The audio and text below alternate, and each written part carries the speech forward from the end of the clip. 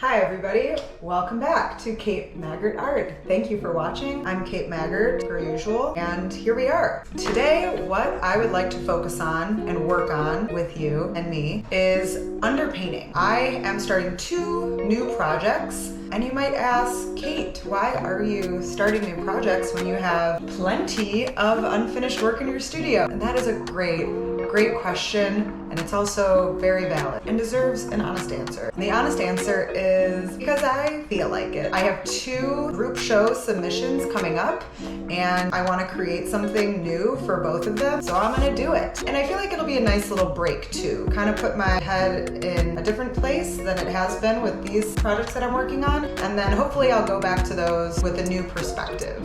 That's what I'm telling myself. Anyway, back to underpainting. I have 2 canvases that I'm going to work on today. I've already purchased them. Sometimes I make my own canvases, sometimes I don't. I like a very specific canvas from Blick, which is what I got today. This is the canvas. It is wood, a wood panel. It is 16 by 16, so it's a square, and it has like a nice 1.5 inch side. I just love it. I love painting on these. I purchased the pre-gessoed version. We won't be doing any gessoing today. I actually didn't have any ungessoed 16 by 16, so I was forced into this purchase. Very tricky, Blick. They saw me coming. Pre-gessoed, it's nice and smooth. I didn't get the textured kind. I like doing surreal paintings on really smooth surfaces. It just does something for the old brain. So yeah, I purchased 2 of these. I will be doing 2 separate projects on this size canvas. I like this canvas because it normally fits the compositions that I would like to do. It's like big enough that you can see the details, but small enough that I can knock it out in a short period of time. And I only have a couple months. One of them less than a month, the other 2-ish months. So yeah. These are what I will be working on. My process today is going to be drawing a mock-up of the composition, just a light pencil drawing underneath to get all of my dimensions right, putting it on the canvas. And then the next part will be the actual underpainting process. Now, my normal underpainting process I do with acrylic paint, usually a neutral tone like a burnt sienna is what I normally use. Today, I want to try something a little different. Like I said, normally I use acrylic paint. My underpaintings are very detailed. They are really structured. That's a word I will use. This time I want to try doing an underpainting with oil paint, and I want to try a reductive process. It'll make more sense obviously when I'm doing it, but I want to reduce the oil paint to make my values, my dark and light values clear, but also have a looser quality than the more structured underpaintings I do. I kind of want these underpaintings to be a little fuzzy or blurry. I want to use oil paint for that. It would be difficult to do this with acrylic paint because acrylic paint dries very quickly. So kind of like taking off the paint or like the reductive part would have to be done really fast. And I feel like I'm gonna wanna take my time with this because I have not used this technique before. So we're gonna be doing it together. I'm gonna get suited up, get my painting uniform on, and we're just gonna get right into it. This is gonna be a new process for me, maybe for you too. Let me know if this looks right or if it looks wrong or if it looks somewhere in between, okay? All right, let's rock it out.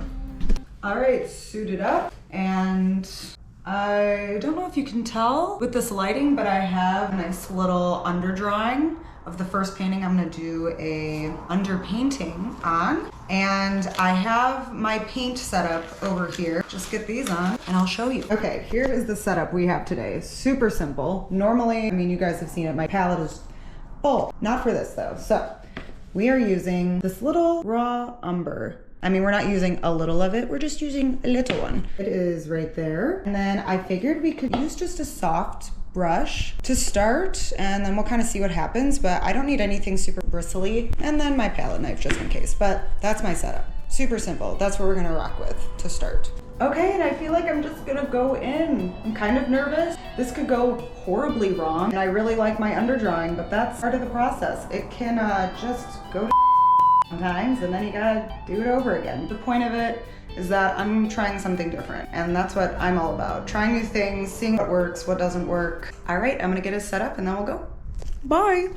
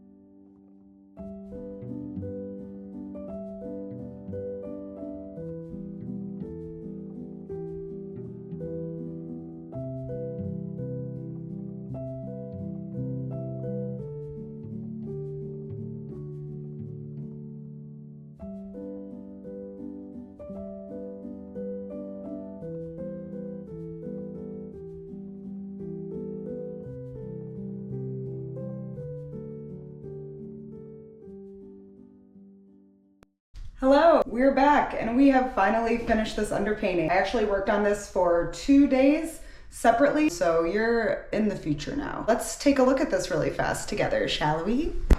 There she is. Great consistency, definitely a little softer than normal, which I think will translate really well when I start to put color onto this. Obviously, I have to wait a little longer for it to dry than I normally do when I use acrylic, but I think it will be worth it in the end. And that's all I have for this video. As usual, thank you so much for watching. I hope you enjoyed my underpainting process. Let me know if you have any questions or anything you want me to elaborate on, or any suggestions for me for how to try an underpainting next time. I had a lot of fun with this. I'm very happy with the product. I can't wait to keep working on it. Stay tuned for next time. Thank you for watching. Please like, subscribe, comment. I love talking to people on YouTube. And that's all I have. Bye.